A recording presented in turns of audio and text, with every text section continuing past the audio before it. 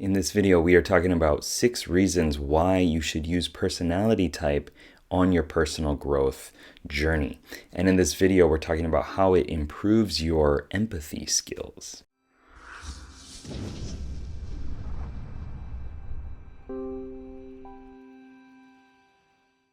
What's up, legend? It's Sherman here from Geek Psychology, helping you find your true character and level it up so you can play life better. So if you're going into personality type and you're going into personal growth, fusing them is like one of the best things that you could do to gain leverage over the whole process, the whole journey. It's like knowing your character class. If you play role-playing games or something, it's knowing your character class straight from the start and just being equipped with the skills and the abilities. It's like hacking the whole process. And if you're doing that and you can see that, this is how I play the game, then you can also see that, well, this is a different character type. This is another role. Like, I might be the support or the healer, and this person's the DPS or the tank or something. Having that perspective shifting ability helps you build a lot more empathy because you can know how your personality type will interact with other obstacles, with tasks, with projects, and with other people. And if you know how, well, okay, if I'm an INFP, I know that I'm probably going to have a little bit of conflict, at least, that's putting it nicely, with ETJs. I've done a lot of work on it because I know that it's a part of myself. This is something we'll talk about in a later video, because it's a part of myself that I know that I struggle with. It's a weakness within me, right? And so I know that the empath character is going to struggle with the commander character. There's just going to be this natural, like, well, why are you doing it that way? It doesn't quite make sense.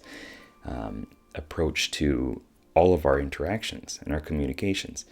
And so having that ability to say, okay, I'm going to come into this, and appreciate the other person's perspective and kind of love on them a little bit and be like, okay, this is how you work. This is how you see the world. Tell me about it. Like, I want to get to know and actually, really feel that for them.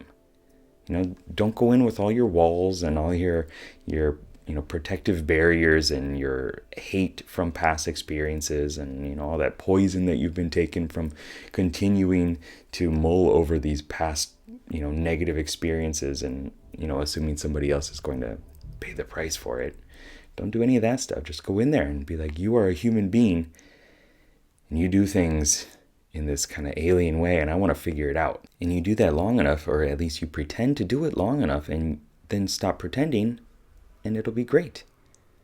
You'll just have this natural fascination with the person. And that's because personality type naturally brings with it different viewpoints and different opinions. Taking that and seeing that, okay, this personality type is going to probably approach things in this way, you can offer them support. You can help them through that, because if you were in their position, which you understand a little bit more because you've been studying the system, you've been studying your personality type, you can look at them and say, okay, this is something that they're going to struggle with, and well, I should support them. I should help them with that because that's what I would want in my situation, even though it's a different dynamic. And also, if you know your personality type, if you know that you're an ISTP or something, and you interact with other ISTPs or ISPs or ITPs or whatever it is, you can kind of glimpse into your personality type.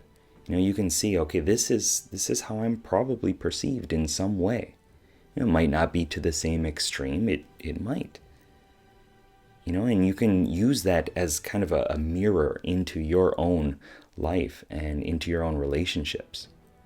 And through doing that, you gain a lot more of that empathy that's going to help you relate to other people better. And when you can relate to other people better, you can focus more on their comfort. Creating an environment, a situation, a tavern, whatever it is that's going to be more supportive of the other person and their needs and their wants and desires.